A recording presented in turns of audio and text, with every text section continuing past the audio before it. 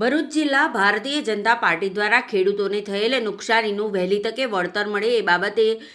પત્રકાર પરિષદ યોજાઈ હતી। ભરૂચના ભુલાવ સર્કિટ હાઉસ ખાતે જિલ્લા પ્રમુખ પ્રકાશભાઈ મોદીએ પત્રકારોને સંબોધ્યા હતા। ખેડૂતોને થયેલ નુકસાન અને મુશ્કેલીઓ સંદર્ભે પત્રકારો પરિષદ યોજી રાજ્યના મુખ્યમંત્રી માનનીય ભૂપેન્દ્રભાઈ પટેલની ખેડૂતો પ્રત્યેની સંવેદનશીલતા બાબતે અવગત કર્યા હતા। કમોસમી વરસાદમાં ખેડૂતોને થયેલ નુકસાન બાબતે મુખ્યમંત્રી દ્વારા તમામ જિલ્લાના કલેક્ટર, જિલ્લા વિકાસ અધિકારી, મામલતદાર અને તલાટી ગ્રામસેવકોને સૂચના આપવામાં આવી છે। ભરૂચ જિલ્લાના ઘણા બધા વિસ્તારોમાં ખેડૂતોને નુકસાન થયું હોય અને ભારતીય જનતા પાર્ટીની સરકાર હરહંમેશ ખેડૂતોની ઓળખે ઊભી છે, જેથી રાજ્ય સરકાર દ્વારા રાજ્યના તમામ જિલ્લાના સાંસદ, ધારાસભ્ય અને જિલ્લાના પદાધિકારીઓ અને ઉચ્ચ અધિકારીઓને પણ ખેડૂતો માટે ખડે પગે હાજર રહેવા સૂચનાઓ આપવામાં આવી છે। મુખ્યમંત્રી ભૂપેન્દ્ર પટેલે આ અસાધારણ સંજોગોમાં પડેલ કમોસમી વરસાદ તેમજ તેની વ્યાપકતા જોઈ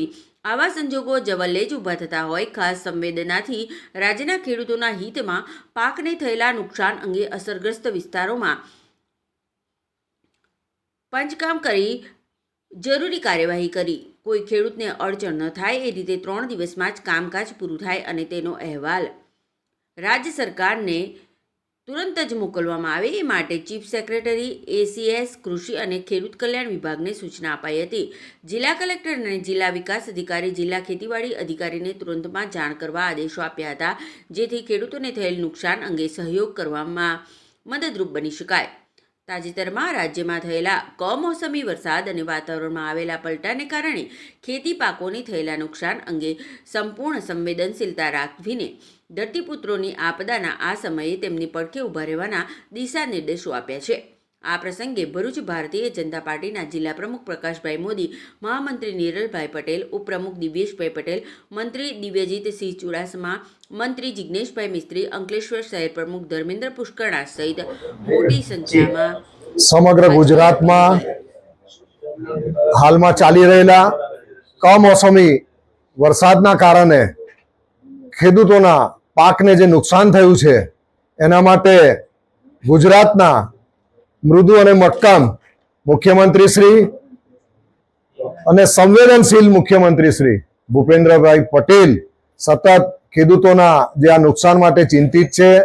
અને આ ખેડૂતોને જે નુકસાન થયું છે, ઊભા પાકને જે નુકસાન થયું છે એના માટે જે તે જિલ્લાના કલેક્ટરશ્રીને પણ આદેશ કરેલો છે કે આનું તાકીદે સર્વે કરવામાં આવે, જે તે ખેડૂતને પોતાના પાકનું કેટલું નુકસાન થયું છે અને એ સર્વે કરી અને સાથે એને તાકીદે જે વળતર ચૂકવવા પાત્ર છે તો એ વળતર પણ ચૂકવવા માટેની કાર્યવાહી તાકીદે કરવામાં આવે। કેમ કે ભરૂચ જિલ્લામાં પણ કપાસ છે, તુવર છે, ઘઉં છે, ડાંગર છે,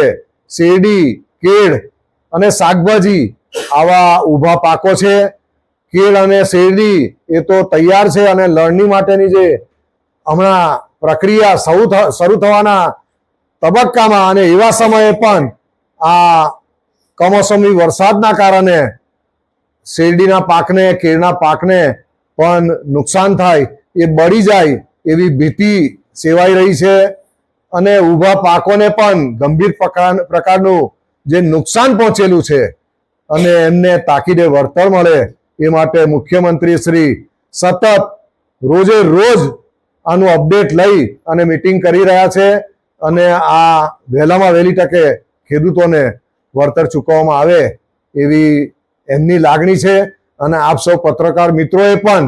આ લાગણી, આ જે રજૂઆત અમારા સમક્ષ કરી છે, અમે પણ આ રજૂઆત સરકારશ્રી સમક્ષ આપના માધ્યમથી પ્રસ્તુત કરીશું।